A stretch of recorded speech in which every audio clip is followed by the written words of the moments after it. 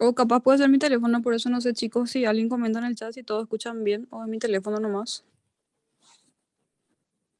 Yo Se escucho escucha, Todos bien. escuchan, todos escuchan bien, dice mi teléfono nomás. Puedes continuar. bueno, genial. Vos me das el ok cuando grabes, doctor, así ya inicio la clase. Sí, doctor, ya está grabando.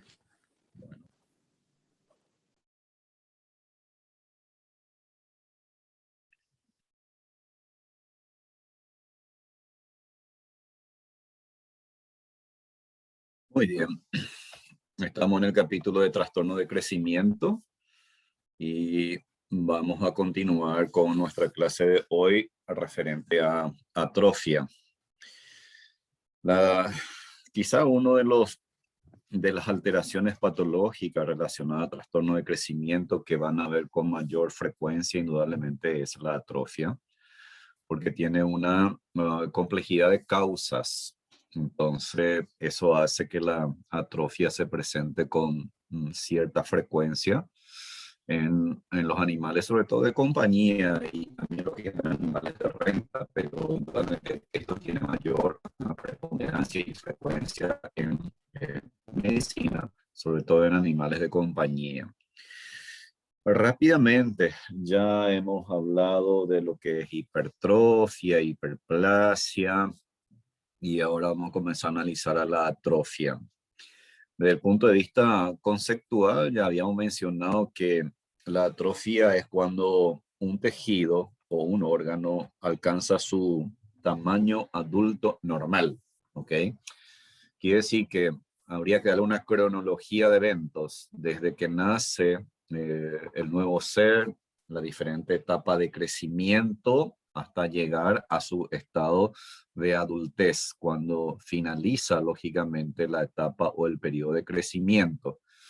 Una vez que el organismo haya alcanzado esa etapa, lógicamente ahí las modificaciones en el tamaño del punto de vista fisiológico, ¿no? Básicamente como que ya si todos los tejidos y órganos alcanzan su tamaño adulto normal, como que las actividades metabólicas va a ser más que nada para mantenimiento.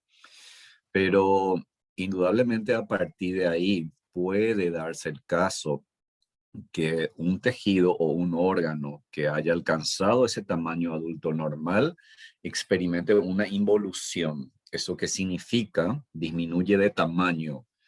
Y la disminución del tamaño, entonces, puede ser en forma numérica.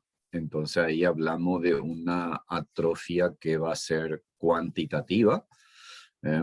Quiere decir que ese tejido, ese órgano disminuido de tamaño, ¿sí? Entonces disminuye porque hay un descenso en el número de la célula. Puede ser por falta de mitosis o puede ser porque por acción de algún agente infeccioso, sea bacteriano, viral, sobre todo cuando son citopáticos. Entonces puede lógicamente destruir a esa célula y esa célula lógicamente, si esa célula experimenta muerte celular, va a experimentar un fenómeno de digestión que ya hemos analizado en necrosis. Entonces, el resultado final va a ser un descenso en el número de las células. Pero puede darse el caso, y quizás también es muy común, que en algunos tejidos o en algunos órganos, la disminución del tamaño más bien sea del órgano, más bien sea producto de una disminución del tamaño de la célula. ¿Ok? Fíjese. Entonces, de vuelta aquí, la atrofia puede ser entonces cualitativa y cuantitativa.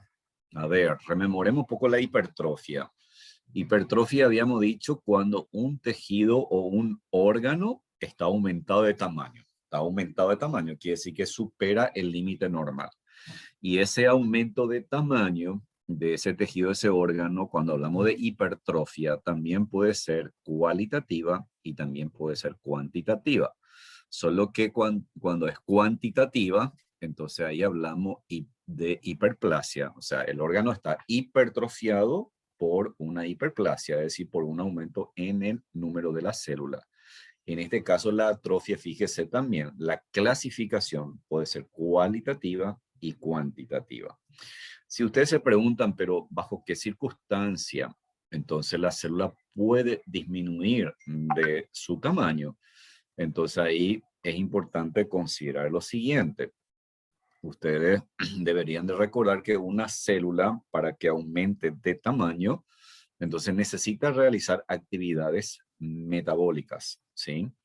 Entonces puede darse el caso si un tejido, un órgano recibe poca irrigación, recibe poca sustancia nutritiva o no son estimuladas adecuadamente por algunas hormonas, entonces sus actividades metabólicas disminuyen y al disminuir su actividad metabólica, entonces esa célula puede experimentar un descenso en su tamaño. Luego vamos a dar algunos ejemplos más prácticos. Entonces aquí tenemos una célula cuyo tamaño es, asumimos que es normal, fíjese el núcleo, sus organoides, ¿sí? Y cuando una célula experimenta una atrofia, entonces esta célula está disminuida de tamaño.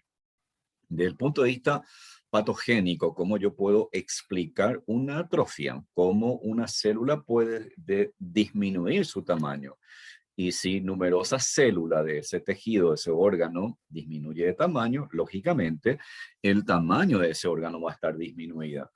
Fíjese, si tenemos idea de un hígado, de un canino, de un bovino, un tamaño normal, y cuando ese hígado está muy disminuido de tamaño, eso significa que la gran mayoría de las células están disminuidas de tamaño.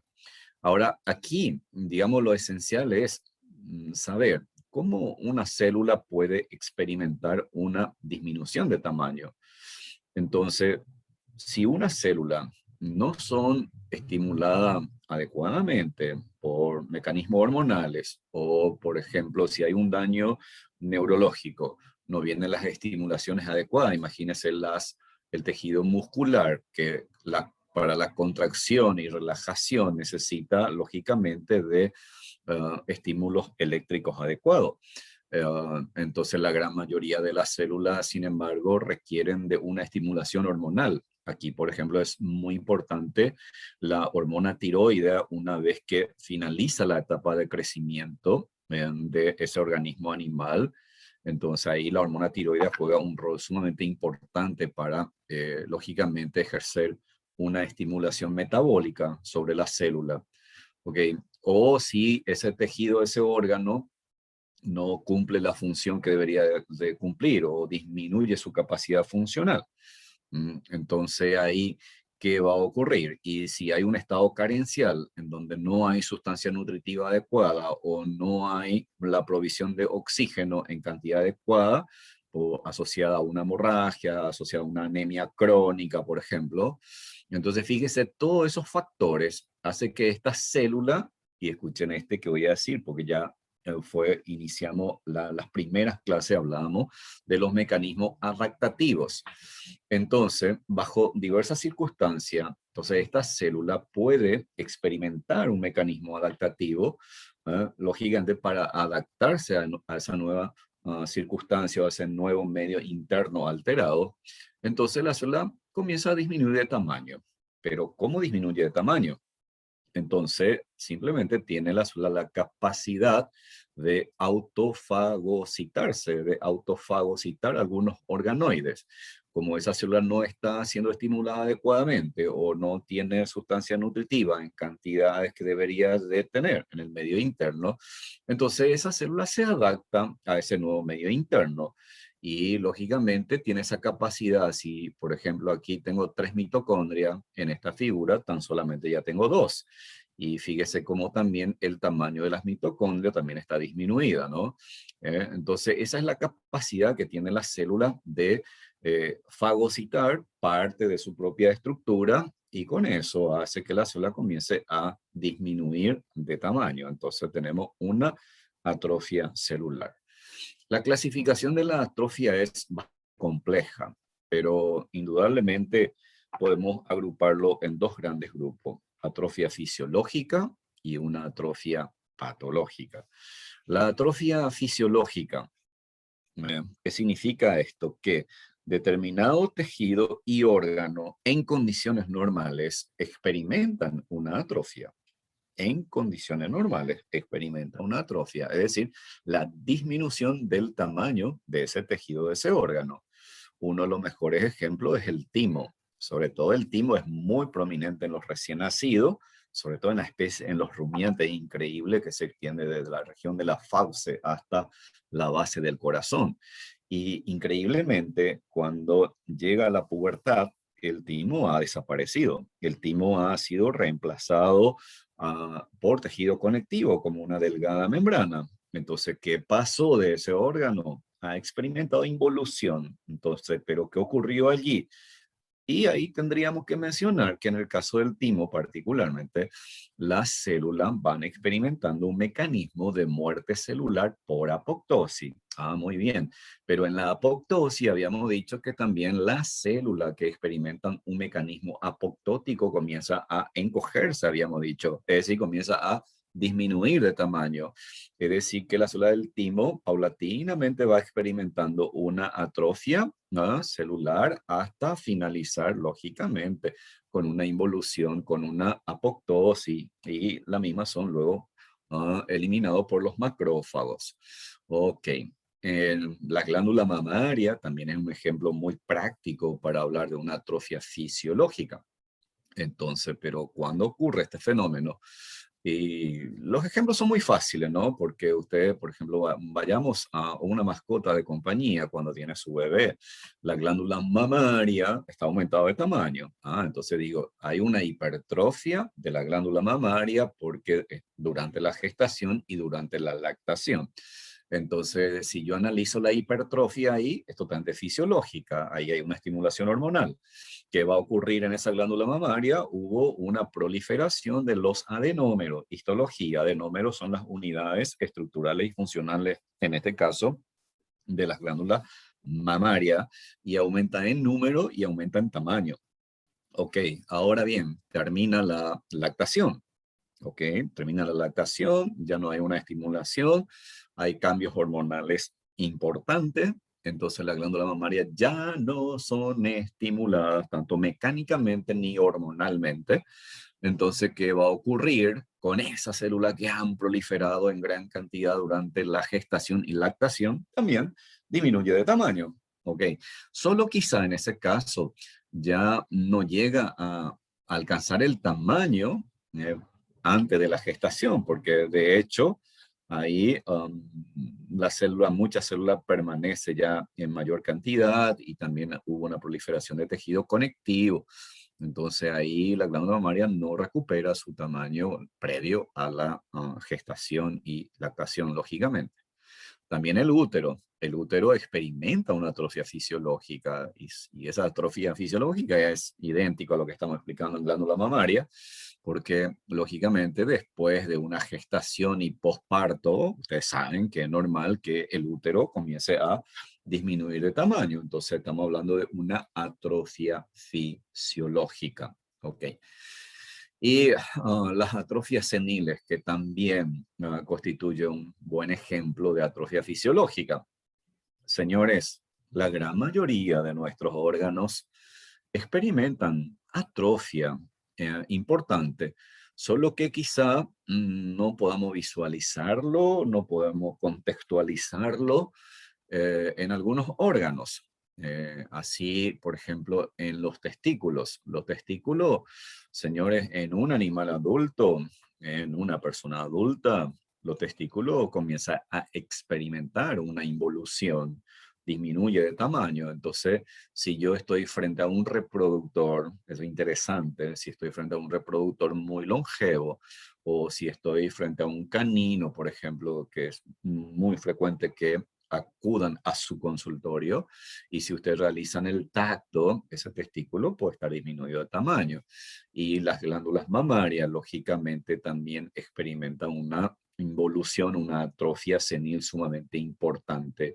Quizá esto en medicina veterinaria no nos llame mucho la atención, pero es sumamente importante saber por qué, sobre todo en la pregunta clásica que hacen a veces los productores o eventualmente, fíjese, propietario de mascota. La pobre mascota ya fue cruzado 5 o 6 veces. Esa pobre perra ya tiene entre 8 o 10 años. Es un animal gerionte, ya es un animal vieja. Entonces, mire, igual sigue entrando en celo. Si se cruza, igual puede mm, quedar preñada. Entonces, ¿qué va a ocurrir? La glándula mamaria también va a experimentar una estimulación hormonal, pero su capacidad de producir leche va a disminuir.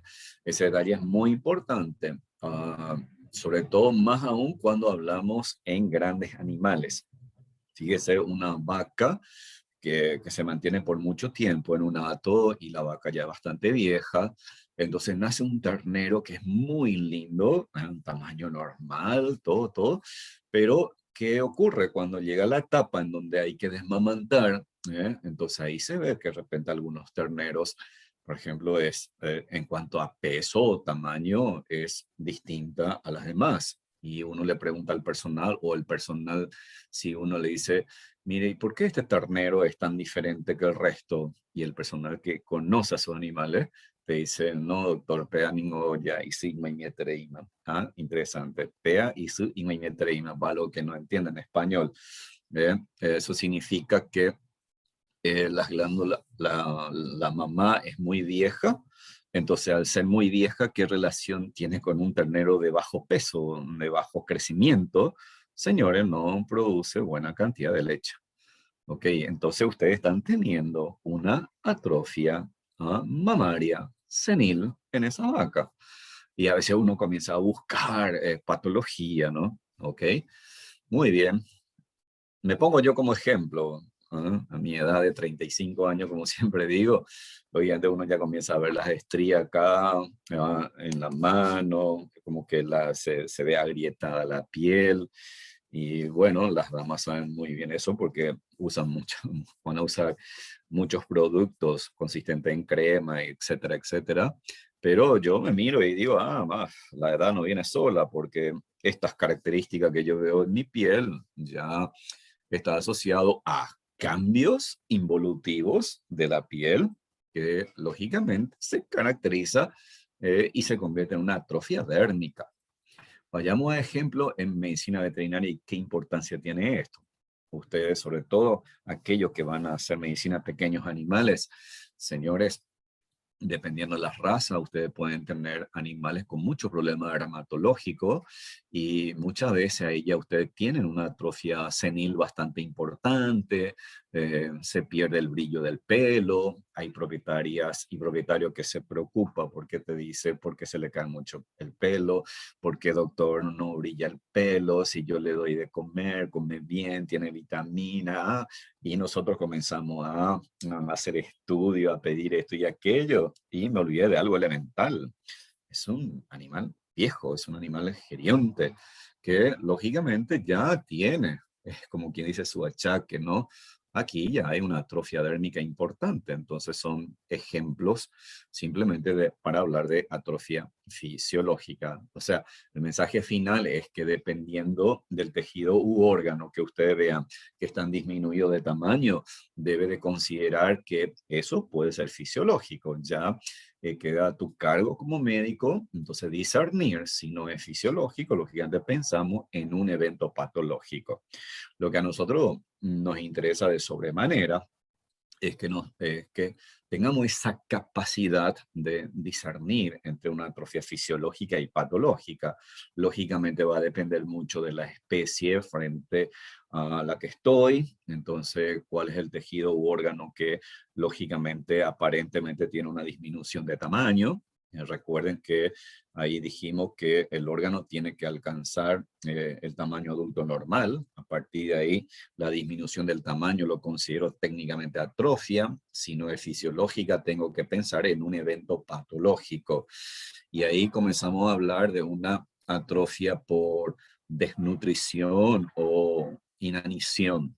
Aquí siempre a veces es muy difícil en biología encuadrar todas las clasificaciones porque miren, si yo comienzo a dar ejemplo, comenzamos a entrar en una etapa crítica en invierno, ya otoño-invierno, la disponibilidad de forraje comienza a disminuir, la calidad del forraje es mucho más inferior. Entonces, ¿qué ocurre si los animales no son suplementados adecuadamente?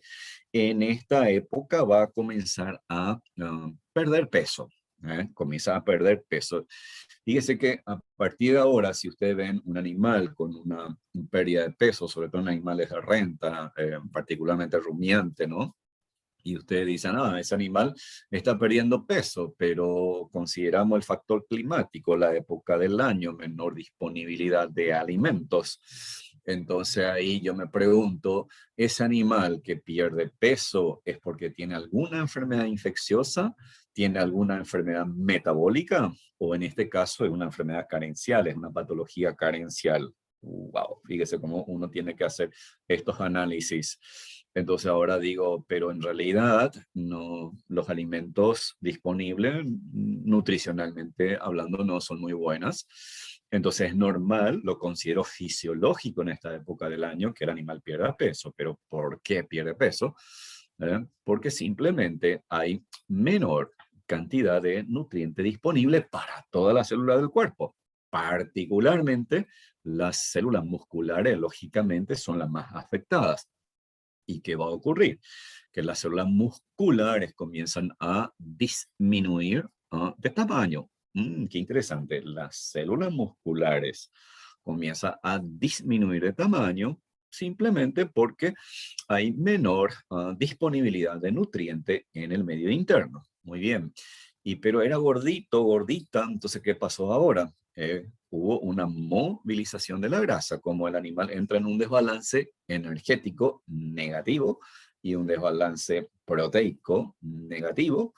Entonces, ¿qué va a ocurrir? Va a comenzar a movilizar el tejido adiposo. Entonces, ustedes van a tener ácidos grasos que se movilizan y va utilizando el organismo sus reservas. Entonces, en ese ejemplo particularmente, la pérdida de peso obedece sobre todo a que hay una disminución muy marcada de prácticamente todas las células de nuestro cuerpo, en algunas, lógicamente mucho más importante, como en el caso de la fibra muscular y una movilización del tejido adiposo.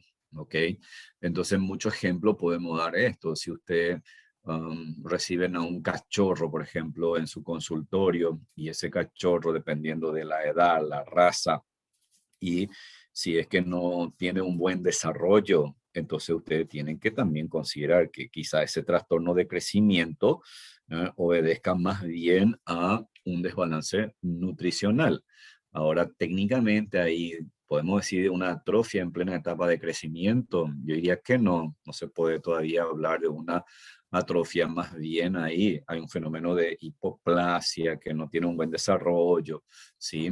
Pero lógicamente fíjese cómo la apariencia, dependiendo de la edad, sobre todo en particular, tengo que considerar ese fenómeno. También podemos tener atrofia por compresión. Aquí, sobre todo, algunos ejemplos prácticos, si hay una masa, por ejemplo, que se encuentra en un órgano, llámese hígado, llámese pulmón, o se encuentra en la masa muscular, o se encuentra en el hueso. Entonces, esa masa ocupa espacio. A ver, y si ocupa espacio, ¿qué va a pasar? Comprime a las células normales. Y ahí hay vasos sanguíneos.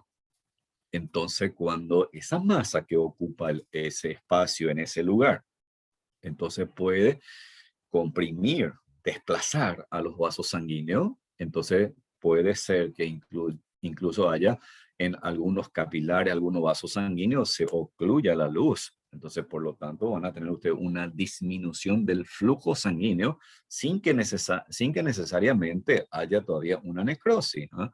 Más bien, entonces, porque ahí las irrigaciones colaterales, todo eso hay que considerar. Pero una masa, en términos simples, te puede comprimir algunos vasos sanguíneos. Al comprimir, te puede producir una oclusión parcial o total. Entonces eso da como por resultado la menor irrigación, por ende la menor disponibilidad de sustancia nutritiva y lógicamente la célula va a tener menor cantidad de dicha sustancia y va a experimentar una disminución en su actividad metabólica, va a comenzar a experimentar una autofagocitosis, ¿sí? Y lógicamente el resultado final es la disminución de su tamaño. Si alguien alguna vez tuvo una fractura, ¿ah? O vio a un paciente, un canino fracturado, y se le pone, por ejemplo, los clavos, los pines, o alguien se le aplicó yeso y ese miembro está inmovilizado, entonces, ¿qué va a ocurrir ahí?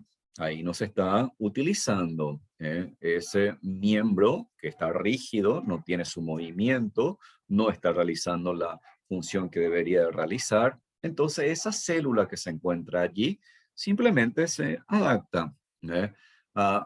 Se adapta, tiene un mecanismo adaptativo y dice, no, ¿para qué trabajar tanto si estamos en reposo? Entonces, ¿qué va a ocurrir? La célula experimenta una atrofia compensatoria. Si de repente hay un yeso por un mes, por 2 meses, luego se libera, normal incluso que ese miembro quede, si lo comparo con el otro, que tenga un tamaño mucho menor. Pero sin embargo, uno hace la fisioterapia, comienza a mover de vuelta ese miembro y recupera, lógicamente, su tamaño normal. ¿Ok?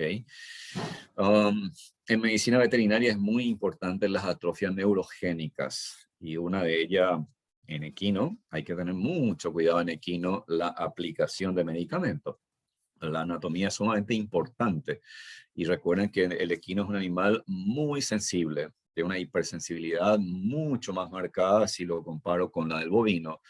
Y siempre es aconsejable aplicar bien en la tabla del cuello, delante de la escápula, como entre 4 a 5 dedos por delante, porque si lo hacemos un poco más para atrás podemos afectar algunas terminales nerviosas y si ocasionamos un daño mecánico por aplicación de medicamentos, las fibras en esa zona, sorpresa, ustedes van a tener una atrofia neurogénica en este caso, ¿verdad? Ok. Esto también es importante cuando un animal experimenta un traumatismo. Fíjese, un traumatismo a nivel de columna, que se traduzca lógicamente en algunas alteraciones de los nervios principales que irriga esa región, perdón, que inerva esa región. Entonces, si hay un daño neurológico, entonces ese animal puede experimentar una paresia, una parálisis, ¿sí? Y si esa parálisis es irreversible, ese animal no mueve el miembro, no utiliza, entonces, lógicamente, en la medida que transcurra el tiempo, va a experimentar una atrofia neurogénica. Muy bien, también podemos tener una isquemia, sobre todo la isquemia, vamos a hablar en trastorno circulatorio, que es cuando hay una interrupción del flujo sanguíneo, sobre todo por oclusión o por compresión de los vasos sanguíneos arteriales. En ese caso, si usted tiene una oclusión vascular o una oclusión vascular, lógicamente, toda esa región que irriga ese vaso sanguíneo no llega la sangre, no llega la sustancia nutritiva y vamos a tener un cuadro de atrofia por isquemia. ¿Ok? Desgaste o agotamiento, famoso, todo órgano que se usa mucho tiende a agotarse. ¿Ok? Entonces esto puede también una demanda excesiva. Fíjese, lo del corazón, por ejemplo, es algo fantástico, porque un caballo de carrera, por ejemplo, o un deportista, un caballo de tiro que está haciendo un trabajo a diario y sobre todo en los caballos de carrera, el esfuerzo es violento, muy violento, ¿no? Y eso obliga a que ese corazón, por ejemplo, experimente un fenómeno de hipertrofia cardíaca fisiológica. Esa hipertrofia cardíaca tiene, señores, un límite, un punto límite tiene la hipertrofia cardíaca. ¿No? Cuando se sobrepasa ese límite, ¿saben qué? Puede experimentar algunas fibras musculares un fenómeno de atrofia. ¿Por qué? Porque la hipertrofia cardíaca no va acompañada de una neovascularización de manera adecuada. Y eso, lógicamente, aquellas fibras musculares que esté más alejado de ese vaso sanguíneo va a tener menor cantidad de sustancia nutritiva disponible y comenzamos a tener entonces también una atrofia. Y aquí, señores, fíjese todo lo que uno tiene que pensar cuando estamos frente a un órgano con alguna alteración. ¿Eh? Cuando hay un trastorno endocrino, ok. Si yo le planteo a este selecto grupo, y a ver, desafío la mente de ustedes, y ahí la doctora Lourdes va a anotar seguramente a aquel que participa para premiarle, va a este planteamiento. Si ustedes, por ejemplo, eh, están a campo y realizan un tacto rectal y palpan el ovario, y supongamos que la vaca ya tiene 6 años, no esto es una vaca muy vieja, pero doy esa edad, o digamos 4, ya alcanzó, ya creció toda esa vaca, todos los órganos ya tienen que haber alcanzado su tamaño, y ustedes encuentran un ovario muy chico, un ovario de consistencia firme, es interesante, ovario pequeño y de consistencia firme. Y yo sospecho de que ahí hay una atrofia. ¿Quién me puede decir cómo esa atrofia ovárica o cuál sería el mecanismo fisiopatogénico del por qué? Y en este caso, voy a ir un poquito más. Ambos ovarios están con un tamaño disminuido. ¿Cómo explicaría yo? Y es más, según el historial, esa vaca ya parió 2 terneros y ahora tengo que los ovarios están más pequeños de lo normal. ¿Cómo intentaría explicar eso?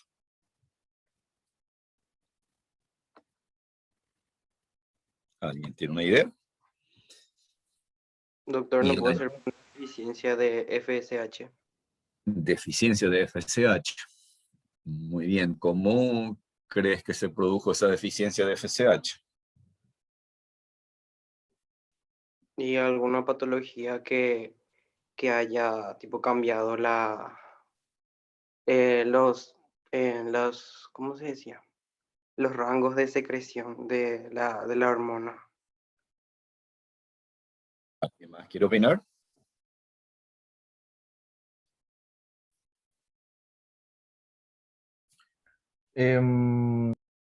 Yo quiero opinar, doctor.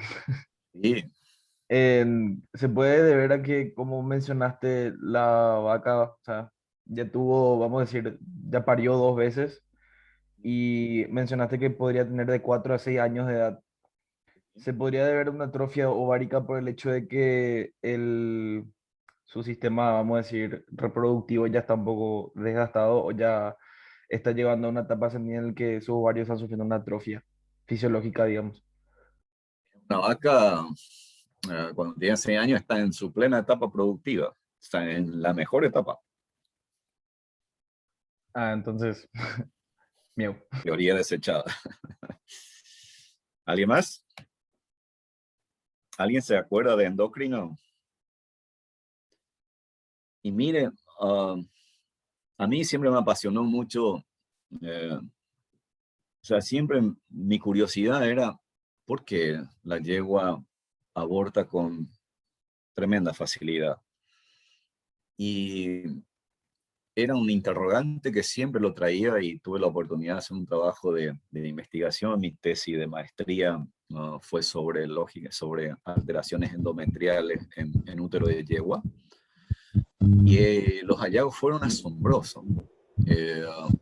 Ahí lo que dijo Villasanti, en la gran mayoría de las yeguas encontraba atrofia fíjese los términos que voy a utilizar, atrofia endometrial.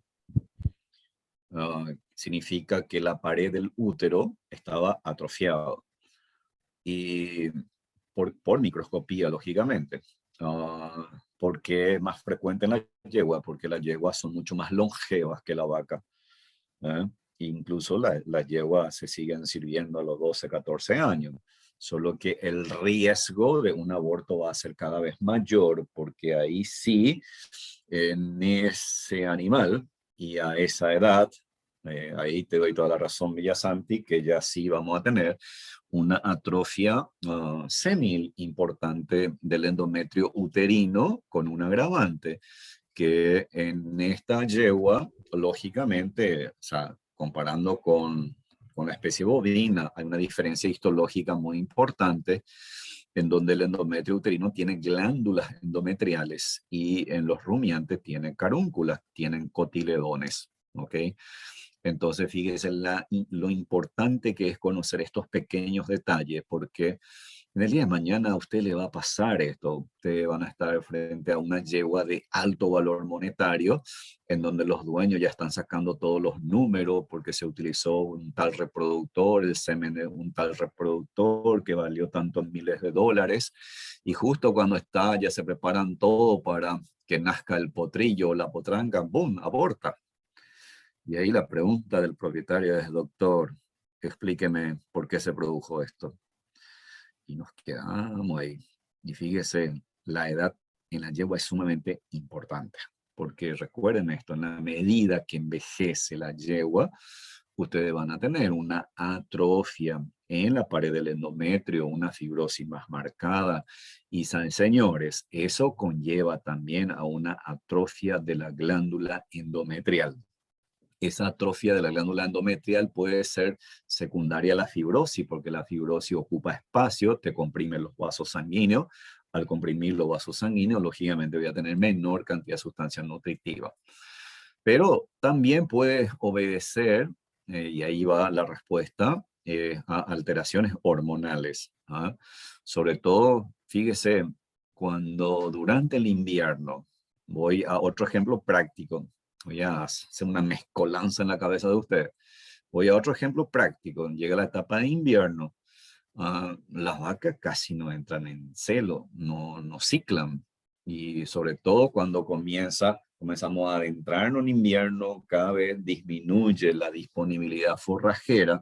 El animal se encuentra con un desbalance energético negativo y proteico negativo, comienza a perder peso. Ok, entonces, al perder peso, ¿cómo influye sobre su sistema endocrino? Entonces ahí el sistema hipotalámico, hipoficiario también es resentido. Entonces no se libera el famoso gen RH y ahí alguien dijo, hay un déficit de la secreción de FSH. Entonces, si no hay una liberación apropiada del gen RH, por lo tanto, no va a haber una estimulación adecuada de la hipófisis y no se va a liberar FSH y LH. Entonces, no se estimula el ovario y si no se estimula el ovario, entonces, lógicamente, va a experimentar una atrofia. Ahora bien, llega la primavera, la vaca comienza a subir de peso y comienza a entrar en celo. Y fíjese que es un fenómeno reversible. Entonces, es un ejemplo que podemos dar, o sea, trato de dar los ejemplos más prácticos posible. También eso, sobre los ovarios es bastante marcado la acción endocrinológica, no tanto así sobre los testículos, porque es muy difícil ver una atrofia testicular severa por una deficiencia, por ejemplo, en la secreción de esas hormonas, por una razón de que en el testículo, en el espacio intersticial, existe una célula que se llama célula intersticial de Leydig, que produce la famosa testosterona. O sea, son pequeñas diferencias fisiológicas que hay. Entonces, si yo de repente hablo de un descenso de la secreción de las hormonas tiroides, por ejemplo. Ok, tengo una deficiencia de hormonas tiroides. Entonces, ahí tengo que pensar cuál es el rol, cuál es la función de la hormona tiroidea sobre los diferentes tejidos y órganos. Ok, si tengo una deficiencia muy marcada, es muy probable que nosotros tengamos alguna atrofia en algún tejido u órgano. Si hay, por ejemplo, una excesiva secreción de ACTH. Es increíble. Ahora no digo deficiencia. De todo esto vamos a hablar en patología especial. No se preocupen si no me... las ideas no están tomando todas las... son varias informaciones que estoy dando. Pero fíjese, en el caso de la glándula adrenal, cuando produce una gran liberación de cortisoles, tiene un hipercortisolismo. Y ese hipercortisolismo entonces te produce una alteración metabólica. Fantástico, porque ese animal va a desarrollar un cuadro de hiperglucemia, señores, por hipercortisolismo. ¿No es diabetes? No, técnicamente no. Ahora, ¿qué va a pasar aquí? Tengo una hiperglucemia. Yo no debería de hablar de atrofia si tengo una hiperglucemia, porque lo que más necesitamos es energía. Pero ocurre un detalle, es que también los cortisoles modifican otra actividad metabólica y esto hace de que la célula comience a utilizar algunos sustratos, por ejemplo, catabolismo de proteína, y un paciente con hipercortisolismo cursa finalmente con atrofia y sobre todo atrofia de los músculos abdominales. Ustedes van a ver si tienen un perro, por ejemplo, con síndrome de Cushing, van a tener menor cantidad de pelo o los pelos son quebradizos y eso produce una atrofia folicular. Vaya, entonces fíjese cómo diversos ejemplos de atrofia por causas endocrinas. O sea, el desafío es sumamente interesante cuando uno le llama la atención que un tejido, un órgano está disminuido de tamaño. A partir de ahí, el desafío ¿es fisiológico? No me preocupo. Ahora, si no es fisiológico y esta atrofia lo considero patológico, a partir de ahí yo tengo que pensar en las posibles causas. Permítame decirle algo, en base un poco a la experiencia que voy acumulando en los años. Siempre el clínico, sobre todo en medicina de pequeños animales, ustedes van a tener animales muy gerionte, ¿no? Animales viejos. Y ustedes hacen un hemograma y les sale todo alterado. Hacen perfiles hepáticos, hacen, por ejemplo, un análisis de orina simple y comienzan a tener proteinuria. Entonces, usted dice, pero acá tengo proteína. Entonces, ya pensamos en algo infeccioso. O sea, uno busca causa infecciosa, y ese animal está perdiendo peso. Detalle interesante, el animal pierde peso y la propietaria te dice, pues come bien, doctor, y le doy un buen balanceado, pero sigue perdiendo peso. ¿Qué es lo que está pasando con mi animal? Entonces nos desesperamos, buscamos causa infecciosa, y me olvido de que ese animal es un animal viejo. Entonces, si este animal tiene una proteinuria y yo no demuestro causa infecciosa, entonces ahora, ¿qué le digo al propietario si ya mandé a hacer todos los estudios de video por haber y no tengo un diagnóstico? Señores, cuando están frente a un animal gerionte, puede ser que ya ustedes tengan atrofia seniles de algunos órganos vitales y una de ellas el riñón. Entonces, fíjese, si comienza a producirse una atrofia de ese órgano, lógicamente va a repercutir en su actividad funcional. ¿Ok? Entonces, ese es el mensaje que yo quiero dejarle a ustedes, que no siempre hay que pensar solamente en eventos infecciosos. También podemos tener algunas formas especializadas, o sea, algunas formas especiales de la atrofia, o tipos especiales. Entonces ahí tenemos la atrofia grasa, o es lo más común. Eventualmente, aquí acabo de dar un ejemplo durante el invierno, como los animales van a comenzar a autoconsumirse, o un animal, por ejemplo, viejo que ya no está comiendo bien. Entonces, fíjese, si no está comiendo, ¿qué va a pasar? Tiene menor nutriente que ha ingerido el animal, menor disponibilidad para la célula ¿qué va a hacer? Va a adaptarse a esa condición, va a comenzar a autofagocitarse, va a comenzar a movilizar, si tenía grasa, va a comenzar a movilizar su tejido adiposo, ¿ok? Entonces ahí, cuando ocurre ese fenómeno, también si es muy intenso, puede aparecer como esa grasa que tenía tejido adiposo, tiene ahora un aspecto mucoso, un aspecto mucinoso, y a eso se denomina atrofia mucoide o atrofia serosa de la grasa. Particularmente esto se ve sobre todo en la grasa que rodea a la base del corazón. Y bueno, podemos tener una atrofia fibrosa.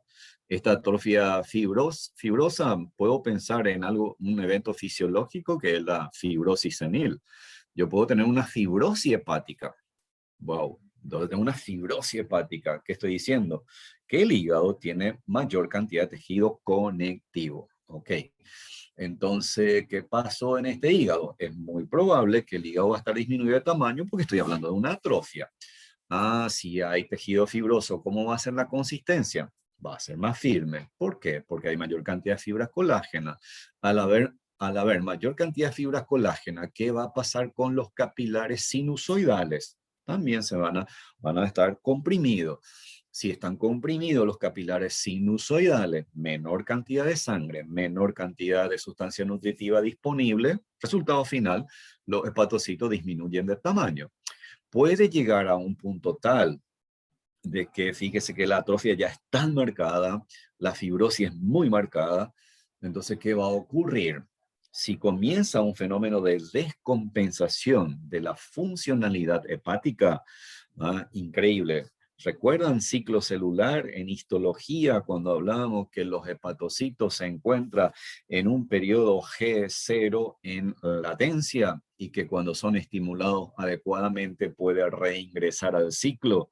Y si eso ocurre, entonces, fíjese, algunos hepatocitos van a comenzar a dividirse por mitosis. Pero ¿qué ocurre? Sorpresa, ahí hay una trama fibrosa, consistente. Entonces los pobres hepatocitos ya no tienen un espacio así disponible fácilmente, están sujetas a presión. Entonces, fíjese, esos hepatocitos que se dividen ahora, comienzan a agruparse, forman nódulos y no se disponen como cordones. A partir de ese momento ya hablamos de una cirrosis hepática. ¿Okay?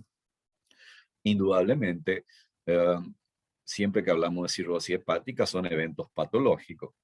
Si yo hablo de una fibrosis hepática, si es un animal muy viejo, puedo pensar la posibilidad que es una fibrosis senil, pero también, lógicamente, las causas patológicas es bastante importante cuando hablamos de una atrofia fibrosa hepática. Bueno, ya mencionamos mecanismo de la atrofia, dijimos que podría ser cuantitativa.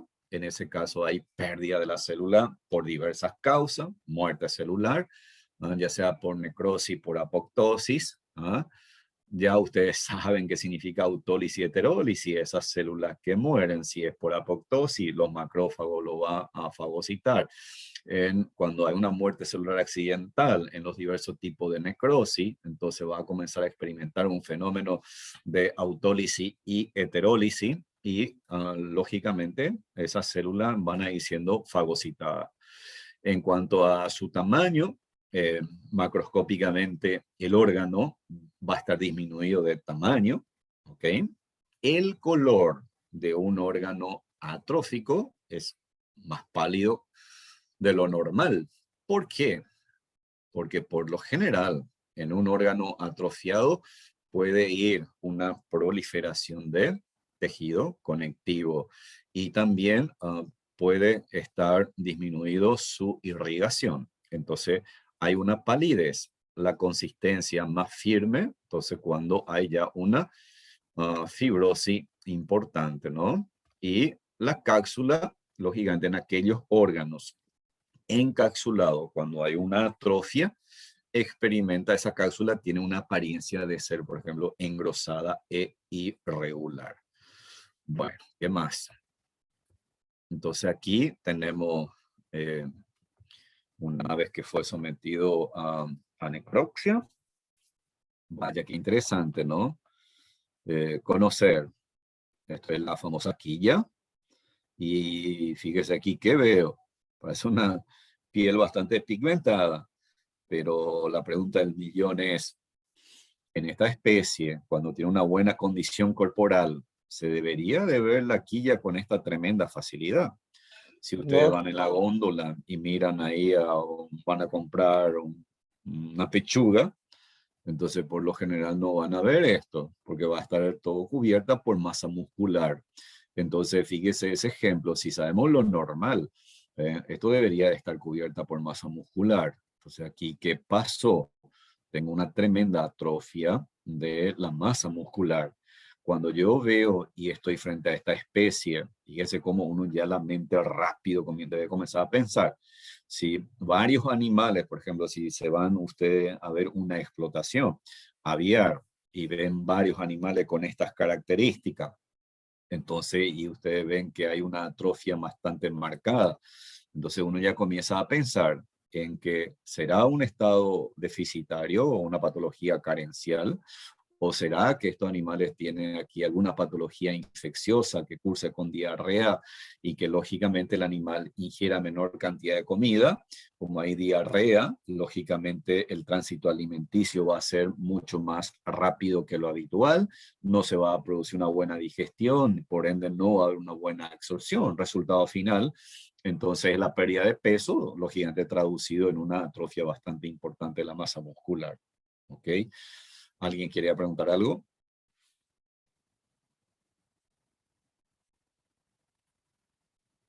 Vamos bien. Esto ya es un poco más fácil, ¿no? Aparato urinario. Ustedes ven acá un riñón, aquí veo el otro riñón. Indudablemente aquí lo difícil es decir, por ejemplo, si esto es una atrofia real o puedo pensar en una hipoplasia. ¿Ah? Porque aquí la superficie, fíjese, a ver, lo que yo veo aquí es que este órgano está disminuido de tamaño. Este órgano está disminuido de tamaño. Supongamos que es un animal adulto. Entonces, si es un animal adulto, yo puedo pensar que esto es una atrofia. Pero también puede ser una hipoplasia renal unilateral. Es más, si ustedes me preguntan a mí cuál es mi opinión sobre este caso, yo diría que más bien se trata de una hipoplasia. ¿Por qué?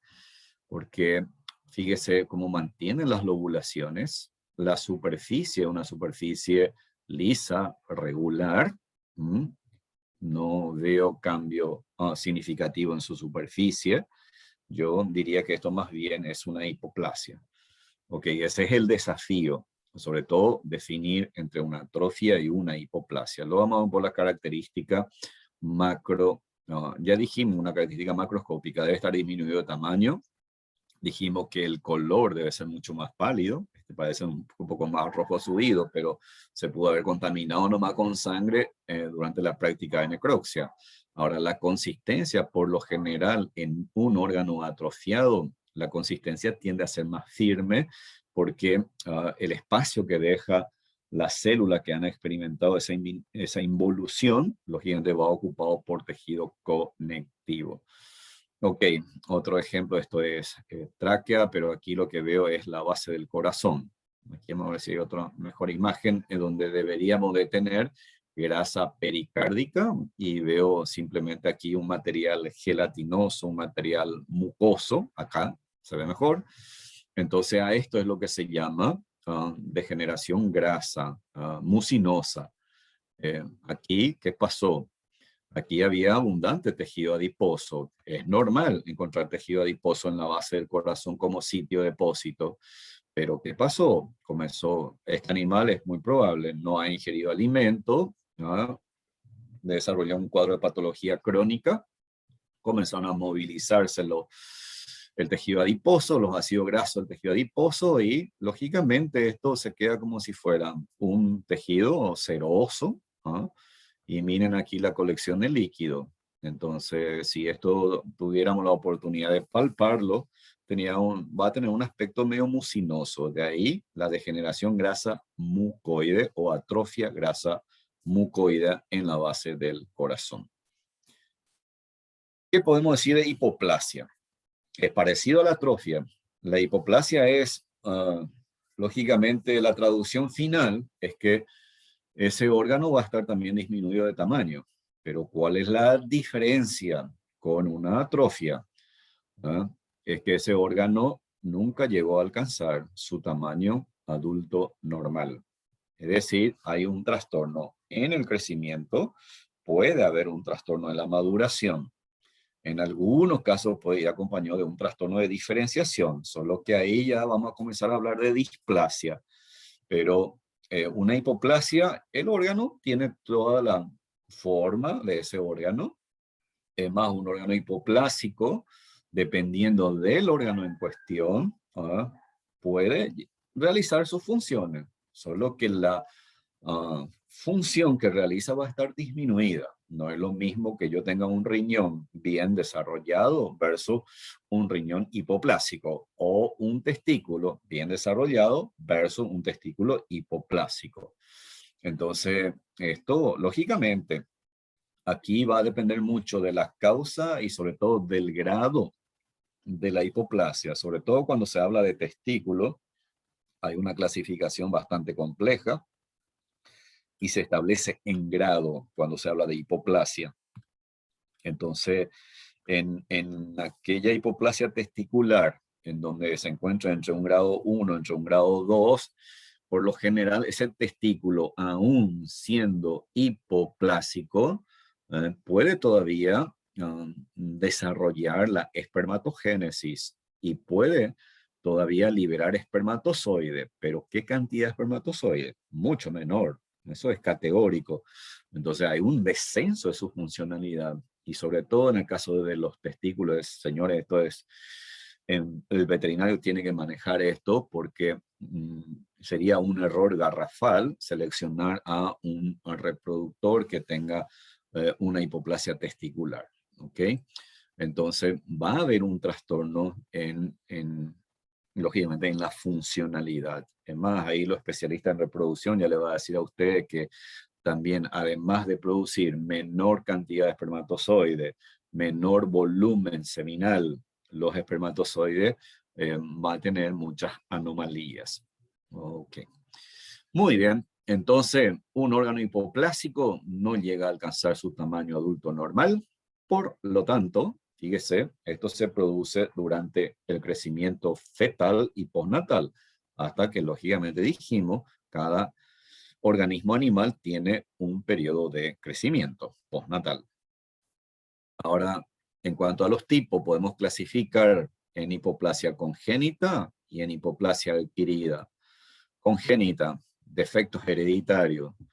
Por lo general, uno siempre asume cuando encuentra un riñón de tamaño menor, a veces un testículo de tamaño menor, un cerebelo de tamaño menor, uno ya piensa ahí, sobre todo dependiendo de la especie, en consanguinidad, que implique, por ejemplo, anomalía en los genes, algunas infecciones como la diarrea viral bovina, la panleucopenia felina, algunas plantas tóxicas, por ejemplo, que sobre todo en las vacas se estudia bastante esto, que durante la gestación haya accedido a la ingestión de plantas tóxicas, que tenga un efecto acumulativo, cómo y de qué manera influye sobre el feto, causas nutricionales, sobre todo esto, y endocrinos. En medicina humana esto tiene una preponderancia terrible. Hoy se sabe muy bien la importancia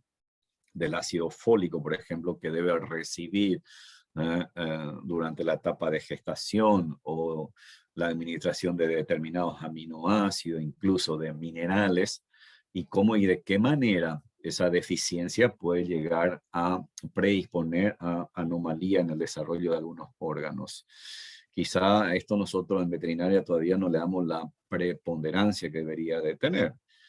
Tal es así que el famoso cretinismo está relacionado a un hipotiroidismo, señores. El cretinismo está relacionado mucho a un cuadro de hipotiroidismo gestacional. Es decir, si tenemos baja funcionalidad de la tiroide que se traduzca en una menor tasa de secreción de las hormonas T3 y T4, ¿qué importancia va a tener sobre el feto ¿verdad? Lógicamente, ya hemos mencionado, importante para que las células trabajen, para estimular su metabolismo. Y si estimulamos a esa célula por este mecanismo hormonal, lógicamente la célula va a alcanzar su tamaño, se va a dividir, va a organizarse adecuadamente. Y en los cuadros de hipotiroidismo, señores, puede terminar con un cretinismo. El famoso enanismo pituitario.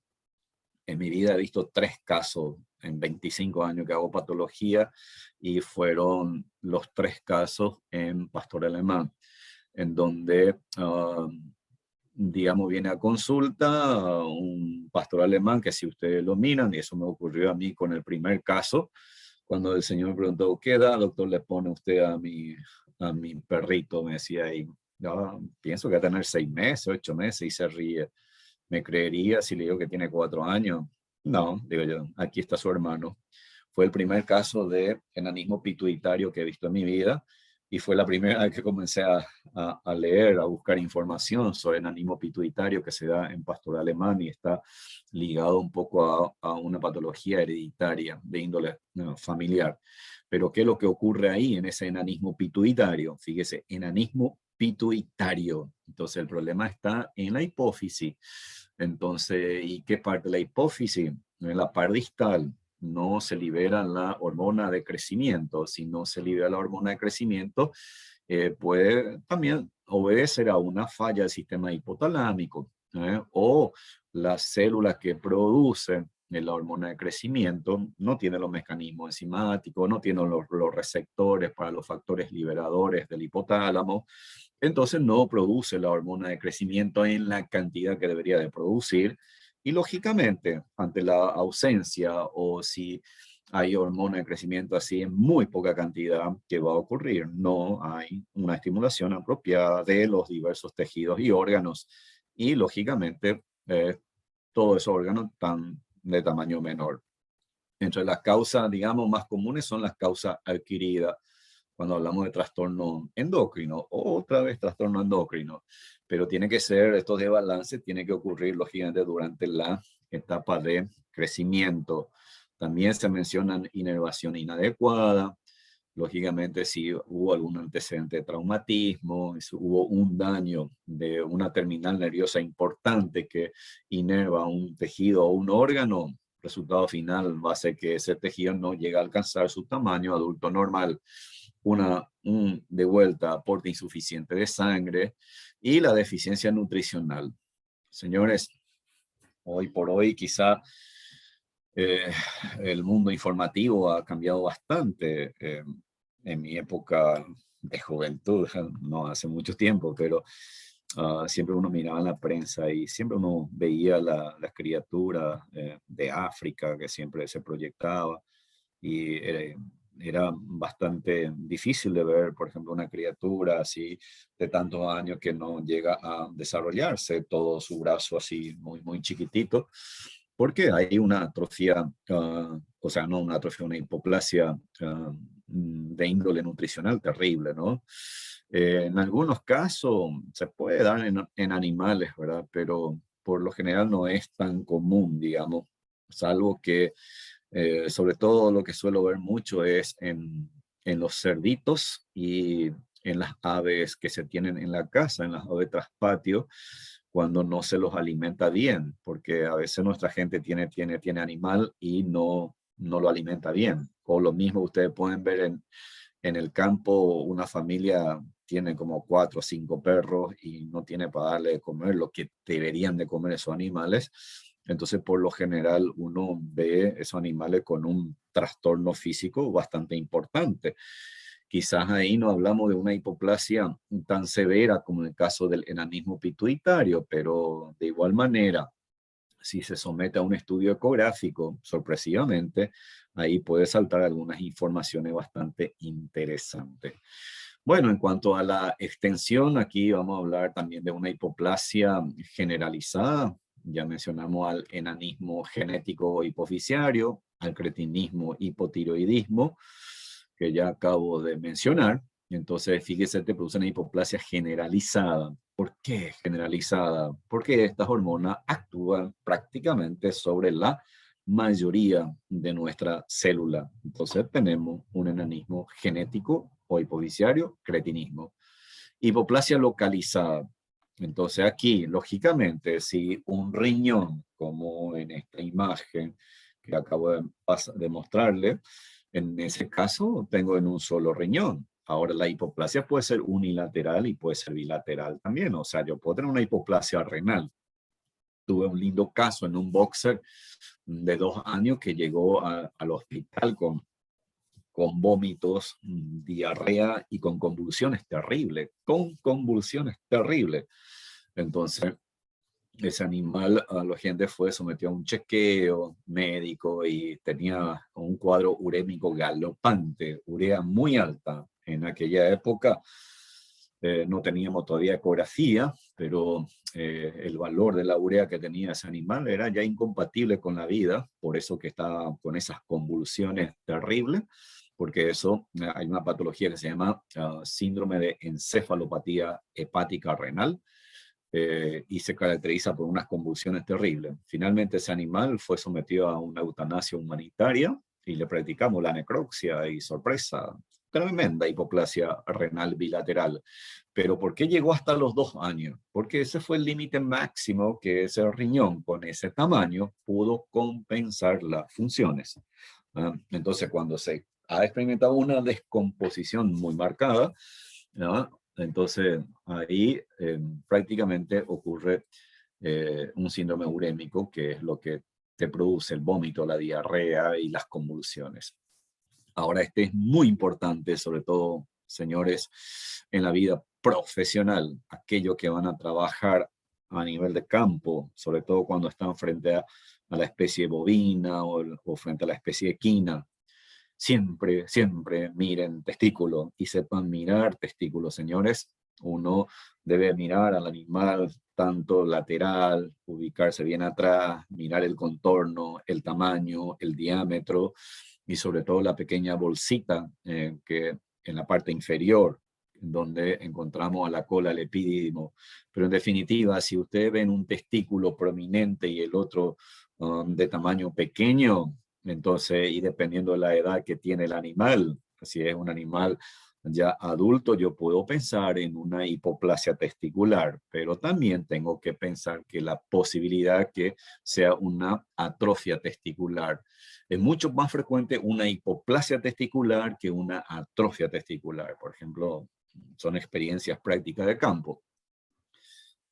¿Cuál es la importancia que tiene este fenómeno? Por más de que yo esté frente a un animal de alto valor genético y sospecho de que uno de los testículos no llegó a alcanzar su tamaño adulto normal, entonces, pero el animal genéticamente es muy buena, es muy costosa y lo mantengo en mi hato, ¿saben qué? Va a dar origen a un ternero también que tenga hipoplasia testicular, pero no me interesa tanto, digo yo, porque yo voy a producir ternero para terminarlo como novillo. Pero, ¿y qué va a pasar con la hembra? Las terneras nacidas de ese padre también puede tener anomalía ovárica. Entonces, fíjese, podemos tener una hipoplasia ovárica. Hoy en día los colegas a campo ya tienen una ecografía, evalúa forma, tamaño, si el ovario está ciclando, si hay folículo. Entonces podemos tener una hipoplasia ovárica, podemos tener una hipoplasia uterina, ¿ok? Siempre hay que saber escucharle al personal del campo. El personal de campo a veces te va a brindar informaciones sumamente interesantes y te dice, mire doctor, yo no sé qué le pasa a esa vaca que el toro siempre anda detrás, lo monta, pero me digo así, doctor, no está preñada. Entonces, y ahí ya te dicen ellos el famoso oña machorra. Y aquel que es más práctico incluso te dice, perdóneme, porque yo hablo en guaraní, porque en el campo esto es lo que ustedes van a escuchar y lo voy traduciendo, ¿no? Y ese personal muy observador te puede decir, doctor, ¿pero y cómo hay hoy la reproductora? Te dice, doctor, no va a funcionar para ser una reproductora. ¿Y por qué? Porque mira, te dice, en guaraní es muy simpático, pero por respeto no lo voy a decir. Pero en guaraní te van a decir, mira un poco tal parte, doctor. Te va a decir, mira la vulva. Mira la vulva son chicas. Entonces fíjese y el personal de campo que tiene experiencia ya conociendo eso y más que ve que lo monta el toro y no pasa nada, entonces es muy probable que tenga una hipoplasia. Puede ser que el ovario, si está ciclando, el ovario está funcionando, pero si tiene una hipoplasia uterina y tiene una hipoplasia vaginal y tiene una hipoplasia vulvar, entonces no queda preñada. Sorpresa. ¿Eh? Podemos tener una hipoplasia tiroide. Una hipoplasia tiroide. ¿Cómo puedo explicar una hipoplasia tiroide? Un animal recién nacido con una hipoplasia tiroide. No, quiere decir que no llega a desarrollarse la glándula tiroide. ¿Por qué? Porque probablemente hay una deficiencia del sistema hipotalámico hipofisiario. No se libera bien el factor liberador de la TSH. La TSH es la hormona estimulante de la tiroides que debería de liberarse por la par distal. Entonces, si el hipotálamo no libera el factor liberador, la hipófisis no va a liberar la TSH y la TSH no va a estimular a la tiroide. Y, sorpresa, no llega a desarrollarse adecuadamente la tiroide. Ok, entonces tenemos ahí un ejemplo más. Macroscópicamente, un órgano hipoplásico es muy parecido a un órgano atrófico. ¿En qué se caracteriza? Tamaño pequeño. Ok. Ahora miren aquí el color. El color puede ser normal o pálido. ¿Cuándo el color va a ser normal? Cuando todavía no hay proliferación de tejido conectivo. Y la palidez, sobre todo, debe ser más bien al grado de irrigación y no precisamente a una fibrosis, porque eso lo diferencia microscópicamente entre una hipoplasia de una atrofia. En la hipoplasia, uniformemente las células están disminuidas de tamaño, pero no hay un aumento de la trama fibrosa. Pero sí en atrofia, por lo general, regla oro, hay un aumento de la trama fibrosa. La consistencia, miren, también puede ser normal a blanda. ¿Se recuerdan cuando hablábamos de la atrofia? Una característica macroscópica es la consistencia, por lo general, está más aumentada. ¿Por qué? Porque hay aumento de la trama fibrosa. Y ya mencionamos que la capacidad funcional, al igual que la atrofia, entonces va a estar también reducida, señores. Muy bien, vamos. Aquí algunas imágenes para compartir rápidamente. En la especie porcina, las anomalías son muy frecuentes. ¿Qué pasó con la oreja? No tiene un buen desarrollo. Fíjese aquí la parte tercio medio inferior, parece que tiene mejor desarrollo. La parte superior tiene un menor desarrollo, pero la longitud en sí de la oreja es menor. O sea, muy bien lo podemos catalogar como un trastorno de crecimiento, como una hipoplasia. Ustedes tienen aquí los incisivos de un bovino. Aquí yo veo, aquí hay una pequeña erosión, el esmalte. Aquí es llamativo esta coloración amarronada que tiene. Esto es una hipoplasia erosiva del esmalte. Okay. Esto se da sobre todo en algunos cuadros de intoxicaciones, como por ejemplo una intoxicación con flúor. Y se postula, no tengo experiencia, se postula que la utilización de terramicina o derivado de la terramicina en animales gestantes puede llegar a producir hipoplasia del esmalte de los dientes, lógicamente, en el becerro, porque ahí es lo que más se utiliza esa droga. Estos ejemplos, estas imágenes, fíjese aquí, esto es el cerebro, ¿no? Las circunvoluciones cerebrales muy patentes, fíjese la irrigación que tiene, y aquí está el cerebelo. El cerebelo está disminuido de tamaño. Entonces hablamos de una hipoplasia cerebelosa. Aquí está el cerebro. ¿Ven? Aquí veo una hipoplasia relativamente aquí, aunque me queda la duda si realmente hay una hipoplasia, porque quizá esto aquí se haya cortado, pero me da la impresión de que hay una hipoplasia bastante tenue. Aquí tengo un riñón. Fíjese, alguien me puede decir, y aquel que se anime a describir si esto es una hipoplasia o una atrofia, va a llevar algunos puntos. Esto es lo normal y esto es lo anormal. Tamaño disminuido.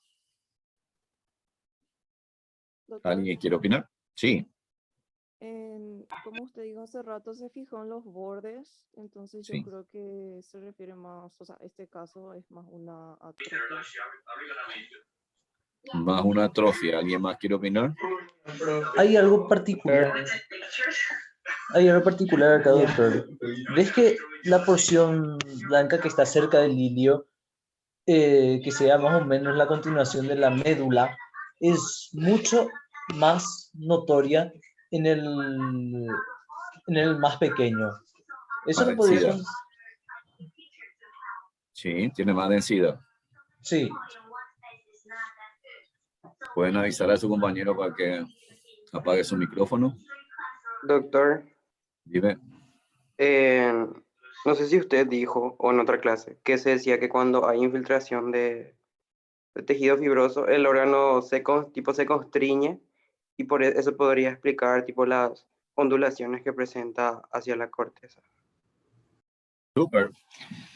Bien, opiniones muy interesantes. Sí, fíjese, si esto fuese una hipoplasia, entonces tendríamos que tener los bordes bien netos, ¿sí? Porque el órgano, en un órgano hipoplásico, ese órgano va a mantener la forma. Aquí, entonces hay prácticamente una irregularidad en la superficie de los bordes. Eso probablemente me está indicando que aquí hay mayor cantidad de tejido conectivo. Y Daniel también menciona que aquí llamativamente, si yo comparo con el órgano normal, parece una mayor densidad. Definitivamente esto ya muy bien puede considerarse una atrofia. A ver, ¿quién fue la chica que opinó? Yo, doctor, ¿Mm? Paredes. Paredes, ahí Lourdes, vamos a anotarle a Paredes. Vamos a premiarle a Daniel. ¿Y el otro chico quién es? Evers, doctor. Everest. Evers. 2 puntos cada uno, Lourdes. Muy bien, Evers. Ahí vamos aquí. ¿Qué pasó? ¿Dónde está el ojo? ¿Ah? ¿Dónde está el ojo? Entonces aquí tenemos una hipoplasia. ¿Ah? Aquí, fíjese también llamativamente, hay un defecto aquí en el desarrollo de la cavidad bucal, ¿sí? Entonces, aquí probablemente si esto hacemos la apertura del cráneo, vamos a encontrar más anomalía en este animal. Entonces, miren aquí cómo debe ser la médula espinal y eventualmente algunas patologías congénitas. Entonces, también puede afectar el desarrollo de la médula espinal. Muy bien. Avancemos para ir cerrando la clase de hoy. Metaplasia. ¿Se acuerdan de bioquímica? Algo así. Algo así, ¿verdad? Metabolismo, transformación. Y miren la metaplasia. Cambio, transformación, de lo formado. Plasia es lo formado.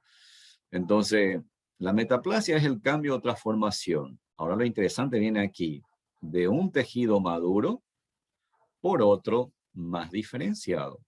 De un tejido maduro por otro más diferenciado, pero lo interesante, siempre de la misma capa germinal. Siempre de la misma capa germinal. Entonces, la metaplasia es un cambio, una transformación de un tejido maduro por otro más diferenciado, pero menos especializado, que otra vez lo inverso. Quiere decir que, bueno, vamos a un ejemplo. Sobre todo aquí puede asustar a los fumadores. ¿Por qué? La metaplasia puede ocurrir a nivel del aparato respiratorio. Un órgano habitualmente que experimenta metaplasia puede ser la tráquea, las vías bronquiales. En un fumador crónico, la nicotina tiene una acción irritante, tiene una acción nociva, ¿verdad? Y cuando comienza a ejercer su efecto nocivo a largo plazo, miren qué puede ocurrir. ¿Se acuerdan de histología cuando hablábamos de las células epiteliales pseudoestratificado o cilíndrico o ciliado, decíamos, en el epitelio de la vía respiratoria? Entonces ahora bien, hay una causa que actúa de una manera crónica, es un irritante crónico que siempre le está estimulando aquí a estas células, sobre todo a esta célula que está aquí, que son las células madre. Y cuando hay un cambio en su ADN, entonces dice el ADN, este muchacho, este que no entiende y sigue fumando, entonces el ADN dice, bueno, vamos a darle un susto a este chico.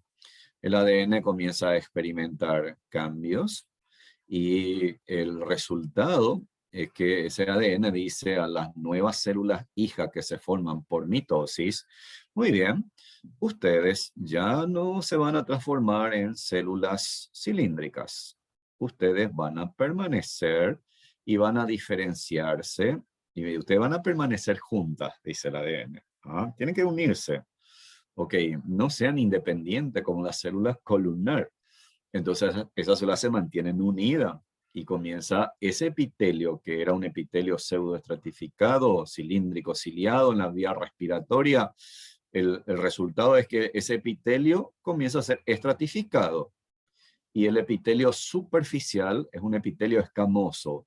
Entonces, ¿qué hubo aquí? Hubo una sustitución, hubo un cambio de este epitelio pseudoestratificado por un epitelio escamoso estratificado. Escamoso estratificado. Y aquí se pierde lógicamente los cilios. Entonces, este tejido es menos especializado desde el punto de vista funcional que este epitelio pseudoestratificado cilíndrico. Entonces, cuidado. Entonces, aquí ya hay una transformación. Es una respuesta adaptativa, señores. Es un mecanismo adaptativo que tiene, en este caso, este órgano para responder a esa estimulación crónica. Y es reversible todavía, por suerte. Hasta aquí todavía es reversible. Entonces, este chico deja el cigarro.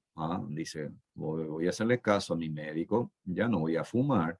Entonces ya no hay una acción estimulante, la nicotina, y después de repente hubo una célula ahí, ¿qué pasó aquí? Este chico dejó el cigarro, bueno, ya no es necesario seguir como célula escamosa estratificada, entonces dice la nueva célula va a convertirse de vuelta en célula cilíndrica, y sorpresa, vuelve a recuperar la normalidad.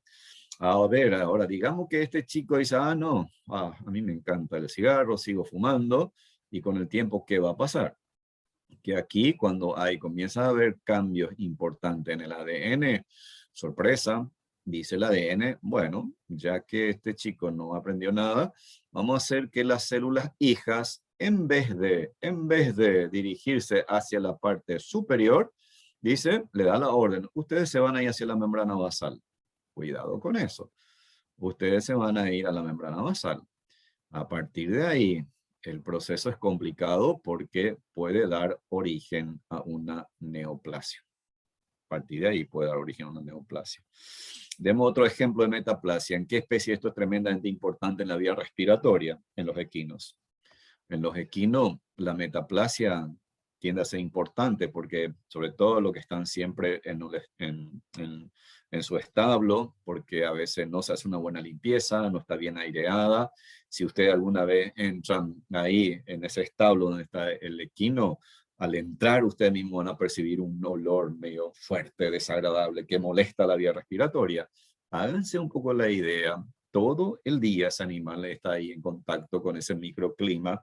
Entonces eso genera una irritación crónica sobre la vía respiratoria y puede llegar a producir cambios metaplásicos que lógicamente va a predisponer a adquirir con mayor frecuencia infecciones. ¿Por qué? Porque los cilios, recuerden que juegan un rol muy importante como mecanismo de defensa. Otro ejemplo que se me ocurre mencionarle aquí es en las perras que llega a su consultorio ya con una edad de 5 años para adelante, con una formación en la mama el propietario va a venir, te va a plantear, mire doctor, le encontré un tumor a mi perra en las mamas, y ustedes comienzan a explorar semiológicamente, y si lo palpan y encuentran que la consistencia es muy dura, fíjese, eso le va a llamar la atención, porque de repente van a decir, ¿por qué es tan dura esto? Porque la mama no debería de ser así. ¿O será que todos los tumores tienen una consistencia muy dura? Y ahí se acuerdan, ¿no? El doctor Ábalos nos decía que tenemos que punzar. Vamos a intentar punzar un poco con una jeringa, ¿ah? Con la aguja, y intentamos punzar y ni siquiera la aguja puede atravesar. ¿Ah? ¿Qué pasó ahí? Esa masa dura que está en la glándula mamaria, señores, puede ser hueso, puede ser hueso.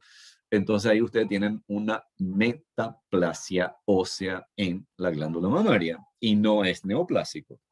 Entonces, ¿qué pasó? Hubo una transformación de una parte del tejido de la glándula mamaria a hueso. Y si ustedes se preguntan, ¿pero cómo puede ser? Casi imposible. No, sí es posible. ¿Por qué? Porque la glándula mamaria, si yo lo analizo histológicamente, está cubierta por piel, epidermis. Luego tiene la dermis. Tiene los conductos, tiene los adenómeros. Muy bien, pero ¿por qué hueso? ¿Por qué cartílago? Porque puede haber una metaplasia ósea, una metaplasia cartilaginosa o una metaplasia osteocartilaginosa. Pero ¿cómo puede aparecer hueso y cartílago a este nivel? Porque recuerden que ahí en el tejido conectivo persisten algunas células madre pluripotenciales que son capaces de diferenciarse lógicamente en hueso. Ok. Aquí simplemente para que ustedes vean un epitelio. Esto es un epitelio glandular. Aquí yo estoy viendo. Estos son glándulas. Aquí, estos son glándulas. Y aquí, sorpresa, ¿qué veo? Veo epitelio escamoso estratificado. ¿Qué pasó? Hubo una metamorfosis. Bueno, también ustedes en anatomía se acordarán que probablemente los profesores de anatomía le dijeron que a nivel de la válvula auriculoventricular es normal de repente encontrar hueso, el famoso os cordii. Entonces eso simplemente implica una transformación, una metamorfosis. Ok, en las aves muy común, señores, la metaplasia, sobre todo de la mucosa, de la vía digestiva, de la vía respiratoria, en las aves. Vuelvo a mencionar, en las aves, muy común, la metaplasia de la mucosa digestiva, de la mucosa respiratoria, de la mucosa de los órganos genitales, asociado a deficiencia de vitamina A. Deficiencia de vitamina A. Eso, lógicamente, predispone a infecciones secundarias y también produce un descenso en la productividad, sobre todo cuando afecta, por ejemplo, a los testículos, afecta al oviducto, entonces repercute negativamente en la producción aviar. Y por último, hablemos de las displasias. Dis, que significa metatransformación, trastorno de diferenciación. Dis es desorden. Dis es desorden. Entonces, ¿qué entendemos por displasia? Es un trastorno de diferenciación celular. ¿Qué significa eso? Las células se dividen por mitosis. Bien.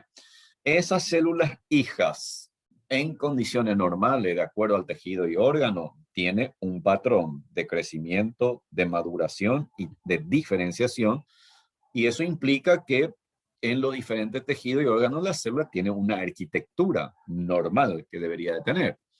Entonces, ¿qué va a ocurrir cuando hablamos de una displasia? Entonces, cuando esas células hijas que se forman por mitosis, entonces no experimentan, lógicamente, un crecimiento, una maduración y una diferenciación. Y si no experimenta ese proceso, entonces la célula permanece en un estado indiferenciado, o sea, en ese estadio embrionario. Y cuidado, cuando esa célula permanece en ese estadio embrionario, son células metabólicamente muy activas. Puede crecer rápidamente, puede dividirse más por mitosis. Entonces, cada vez tengo como una clonación de células indiferenciadas. Tengo un conjunto de células ahí que no llega a madurar adecuadamente. Por ende, no se disponen en la arquitectura que debería de disponerse en ese tejido, en ese órgano, ¿sí? Y lógicamente, fíjese si ustedes envían ese tejido, ese órgano y no anotan qué órgano tomaron, a veces ni en la microscopía óptica se puede precisar cuál es el origen. Ahora, por lo general esto puede presentarse producto de irritaciones crónicas, inflamaciones crónicas, trastornos nutricionales y la más común, indudablemente, la congénita o la hereditaria. Y ya menciono aquí uno de los ejemplos más comunes que mencionamos aquí, es la famosa displasia de cadera. Desorden, plasia, lo formado. O sea, ahí, cuando hablamos de la displasia de cadera, usted por anatomía sabe que la cadera está constituido por los siguientes huesos, pero aquí en particular lo que nos interesa es el acetábulo.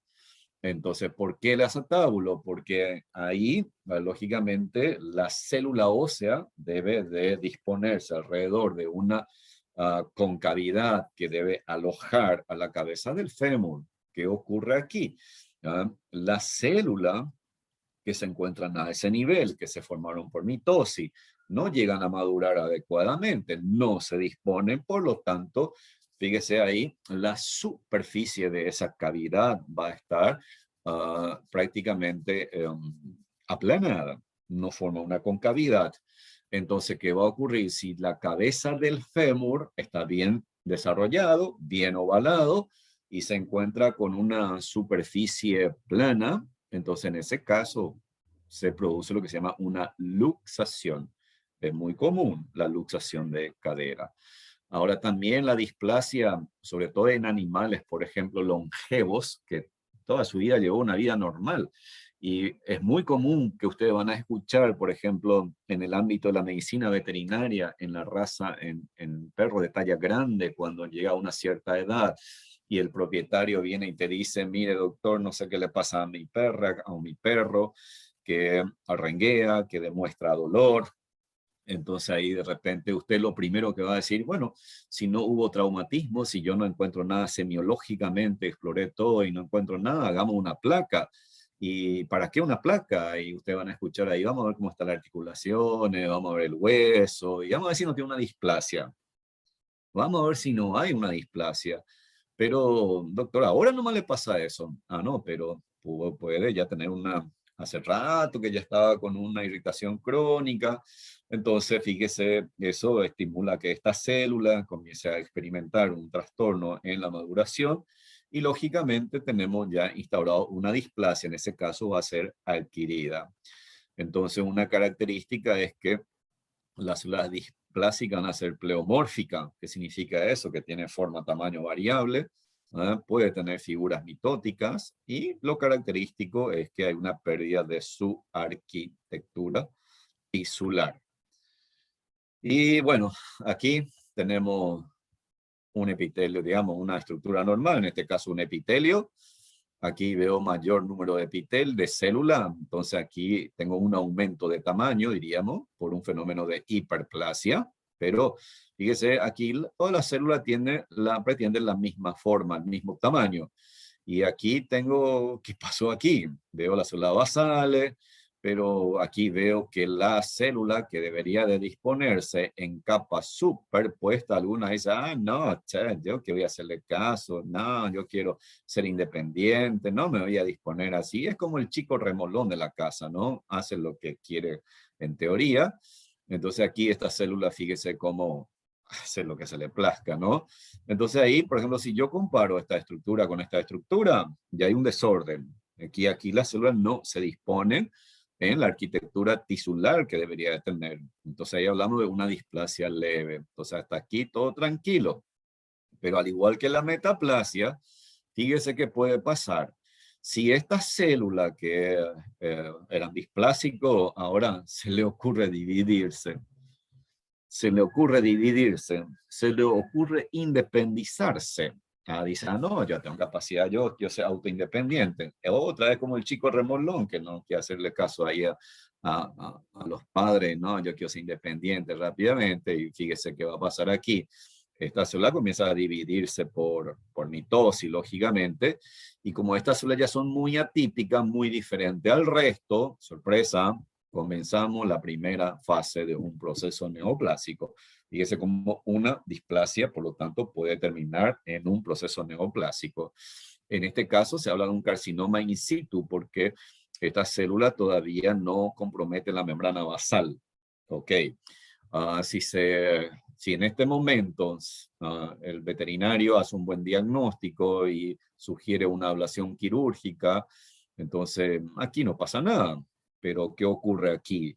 Fíjese, en este momento, esta célula que aún se encontraba en el lugar que le corresponde, dice, bueno, este chico remolón dice, yo me voy de acá, me voy de casa, voy a descubrir lo que hay ahí afuera.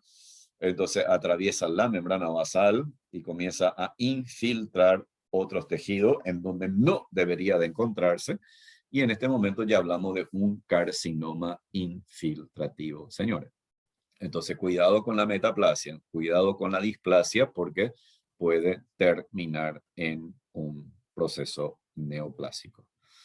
Bueno, aquí, wow, uno puede decirse, ¿y esto será una... A ver cómo voy a plantear un poco esto y va para premio? Tengo, ¿qué órgano es? ¿Y será que tiene una atrofia? ¿Será que es una hipoplasia? ¿O será que es una displasia? A ver, ese es un riñón que originalmente era de un bovino, ¿verdad, doctor? Puede ser. Debido a la forma que tiene de sus surcos. Pero, como vemos ahí, la mayor parte de los surcos desaparecieron. ¿No podría considerarse como una displasia? Es decir, que cambió la conformación de la disposición de sus células. ¿Y qué más?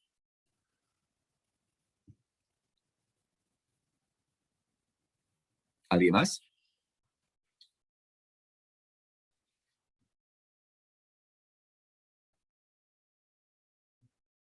¿Nadie? Con esto termino, creo. Sí, es riñón. Y el compañero dice, aquí está la pelvis. No se puede distinguir las lobulaciones. Y aquí se pierde la arquitectura. Aquí se pierde la arquitectura. Este lóbulo piramidal parecería ser, y este lóbulo, hasta aquí podríamos pensar que es relativamente normal. ¿Ok? Pero esto seguía funcionando. Probablemente esta porción funcionaba relativamente bien. Ahora aquí hay una pérdida, aquí ya no se distingue corteza y médula.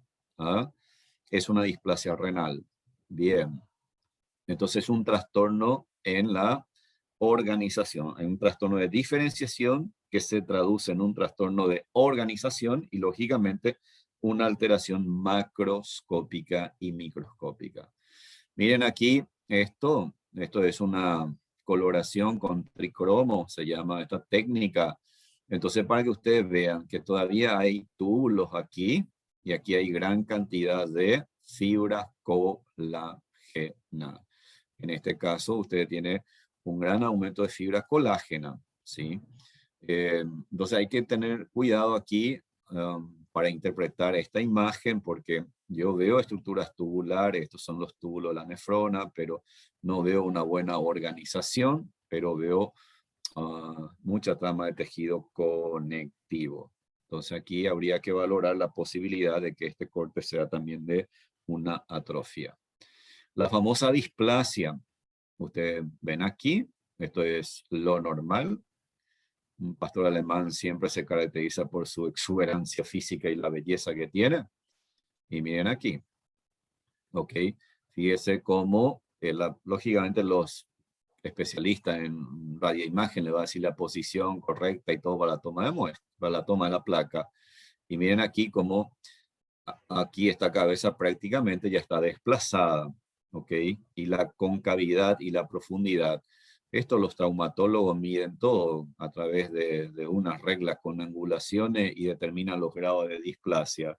Yo lo único que le puedo decir aquí, que la superficie está más aplanada, aquí no hay una buena disposición de la célula, entonces la cavidad acetabular se ve más aplanada, la cabeza del fémur se ve relativamente normal, entonces eso predispone a la subluxación. Y bueno, en otros países y hoy también ya aquí en Paraguay, señores, ya la gente recurre y mandan a traer estos, hay colegas que ya fabrican, para que ustedes vean hasta dónde llega la parte lógicamente emocional de los propietarios con la mascota. Siempre van a querer una alternativa, no siempre sean tan drásticos en las decisiones, porque hoy ustedes van a encontrar propietarios que van a dar de todo para que su mascota lleve una buena calidad de vida. En este caso, este perro demuestra que está muy feliz, pero sin esto va a sentir mucho dolor. Hay una técnica quirúrgica también que ya los cirujanos oportunamente le va a explicar que se hace con esta cabeza para que el animal no sienta dolor. Y ustedes tienen aquel colega que va a trabajar en frigorífico, en el riñón pueden encontrar estas cavidades por doquier, cavidades quísticas, pero va acompañado de un aumento de tejido conectivo, que ha ocasionado un desorden en la estructura tubulares del nefrón.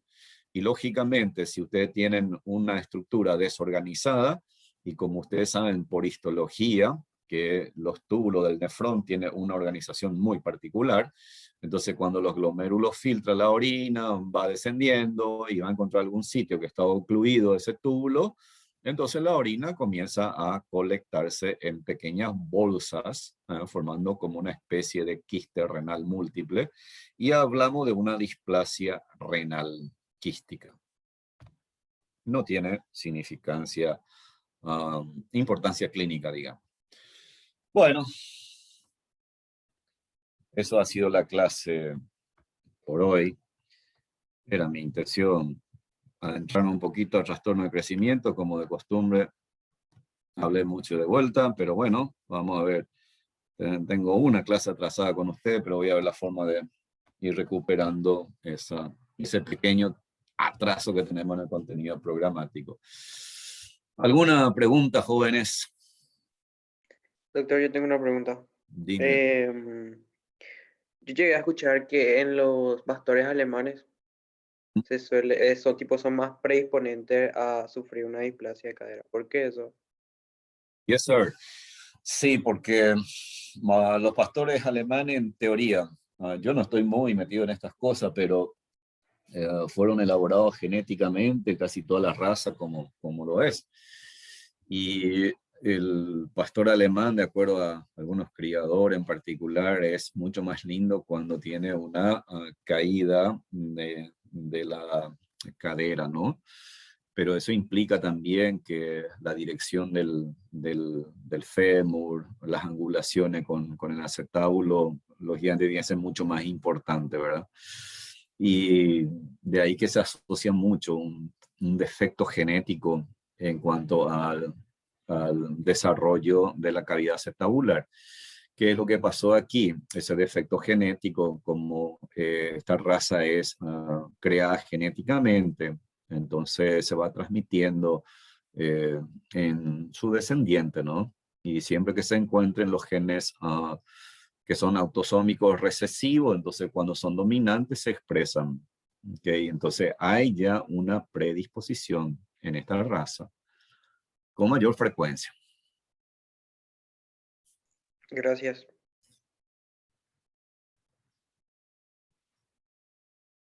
¿Alguna otra pregunta?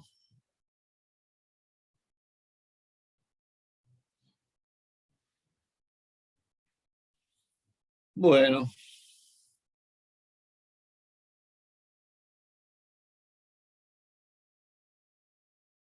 De mi parte ha sido todo. Si no hay pregunta, agradecido por la atención. Entonces, doctora Lourdes, yo entro de vuelta el jueves, ¿verdad? Sí, doctora, así mismo. Bueno, nos vemos el próximo jueves, jóvenes.